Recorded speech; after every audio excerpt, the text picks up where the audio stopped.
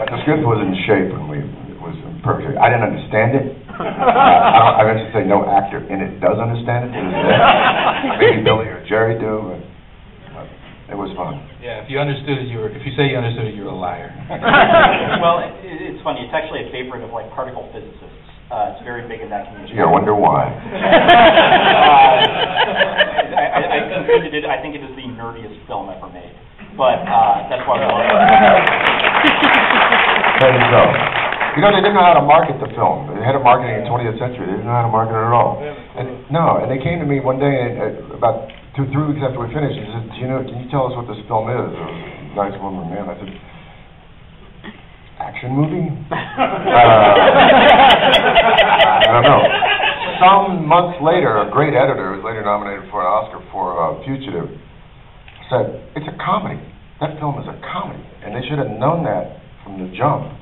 But I venture to say that Earl McRouse didn't know what he was writing. No. And, later, a lot of television shows had that sort of half comedy, half serious thing that we had, our movie had.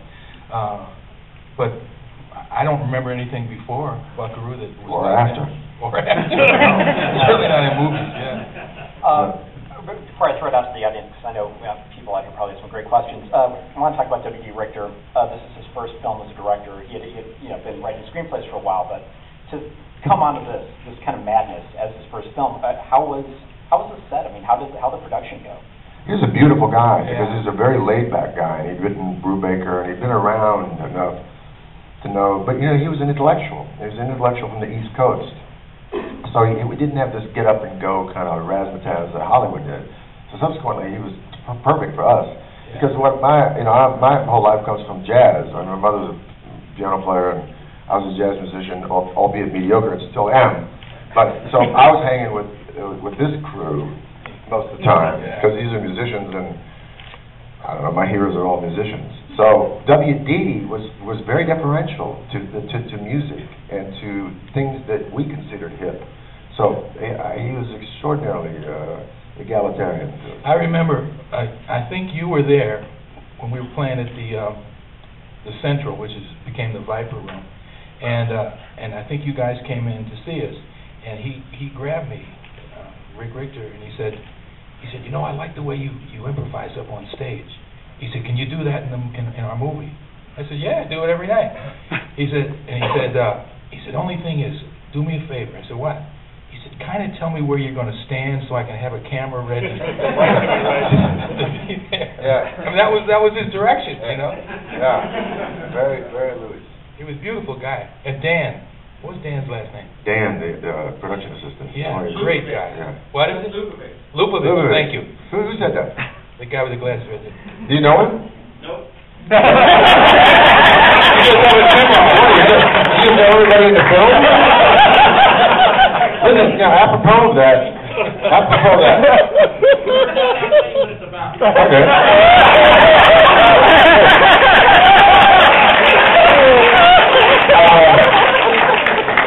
Only because I just came off of, literally at 2 o'clock last night, 86 hours of PhD written exams at UCLA. It was like 86 hours in a week, man. Try doing that. I don't want to do that again. I wouldn't do that when I was on narcotics. I was 20 years old. But when you find out what it is about, can you put that in the thesis for me? All right, so I want to go to some questions from the audience. If you just throw your hands up, you got them. Yeah. Right here. I've read in the past that actually the producers were really upset with the film. Like when it came to them, they went, "What the hell did you guys make?" Did that come down on the set? I mean, did you guys feel that from the people at the top office when you were making it? Yeah. Oh. Yeah. Look, the magic of the film, and I think the longevity of it, the non-ephemeral nature of the film, is that it's unique. There's a unique thing to it. They wanted it to fit a mold. They thought it would be, I guess, much more slapstick and overt action and humor. The humor in it, I have to say, even though I don't understand a lot of it, but the humor is fantastic. The humor is so just under the radar, man. And that's why they cut a half hour out of it. Yeah. the movie was a half hour longer, which gave the jokes more room to breathe. And so but the guys, the producers said, or the studio I think it was, said, we want you to cut it short so we can show it more times per day in the theater. There's a great scene in the van where the van's escaping. It's not in the film, but if you got the DVD, you know, the outtakes and. Matt was doing this. Yeah, and Christopher Lloyd's got the great line where Vincent Schiavelli, God bless him, he's not with us anymore, passes the battery to Chris, and Chris goes, you know, because they get high off a battery, remember this? And Chris goes, no thanks, I'm driving. One of my favorite line, other than it's not my goddamn planet, monkey boy. You know, and I wish that Chris was here, man, because Chris, if you all have been in the presence of Chris Lloyd, I mean, he looks like an axe murderer, but but he is like a teddy bear, you know? He's a total sweetheart teddy bear. He's great. And I just want you to know that, you know, did you read about his house burning down last year up in Montecito? Everybody right? Yeah. Yeah, you know, and he's going on TV, and he said all this stuff about, you know, and they're all crying for him. My wife and I cried for him. We couldn't get him on the phone for 2 weeks. Well, I go up to UC Santa Barbara to talk to one of my professors up there, UCLA, but at UC Santa Barbara, we're having this lunch, and Lloyd walks in, right? And I'm thinking, oh, man, this is going to blow this meeting, because this is an academic who still doesn't know I'm an actor. And then Lloyd sits down and turns the whole thing into a comedy show, man, because he's so funny. And then the professor turns to him and says, we're all very sorry about your house that burned down here in Montecito and all the belongings inside of it. And he looked at him for a second and said, you're going to be the first to know the truth. I was already selling the house, and there was nothing inside of it at all. I was living in an apartment in Montecito. I turned around and said, Chris, the world, it's not just L.A. We saw, my wife and I saw this news in Italy. We're just saying, yes, it's so sad, you know. And everything. He goes, I know, because when the fire was going on, I walked up and they put 3 cameras in my face. All the major television cameras were there, and I didn't know what to do except just lie. So yeah, it's horrible, it's horrible. But there was nothing in the house at all. And he said, I still perpetuate the lie because I just got off an elevator, you know, in City Hall, and somebody said it to me, and I went, yes, But you are the first to know. We're going to see Christopher Lloyd here tomorrow night, I think. Is he going to be here? No, I don't know. Any other questions? Come on, we didn't come all Don't be shy. Guys, right there. Yeah.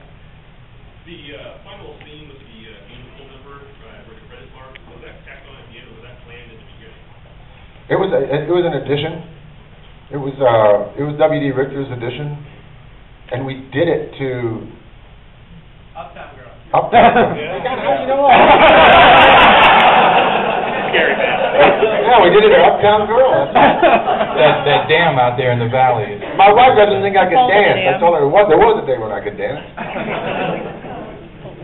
And she actually, when we saw it was just on TLC. I don't know if anybody see Turner Classic Movie, TCL, or whatever, about 2 weeks ago. My wife and I just saw it. She says, oh my God, you can dance. No excuses now. Yeah. Brian. Can you talk about how you each got involved in the movie and say what you thought when you read it? Yeah, go ahead. Well, as I said, we were playing at the Central, now the Viper Room, and these guys came in, and I don't know why they came in. Somebody told them about me, and then they saw Jerry up there on the bandstand, and they said, we got to get that on film too. You know, they wanted to have me cut my hair like a pyramid or something. I said, no, I don't think so. But that's how I got. Actually, first they had me come in and read for Clancy's role, and then when Clancy came in, of course, they didn't need me, so they had me do Pinky. They just came to me with an offer, and I didn't know what, I didn't understand it much, and it wasn't a very dense script, and then I was out here because I was meeting on another film, so it was nice. It's nice to be able to choose between films, and the other film was more of a romantic thing, and that's what they really wanted to do. But the other studios, Warner Brothers, and they started hedging, and wisely, my agent, who's still my agent until about 6 months ago, he's retired.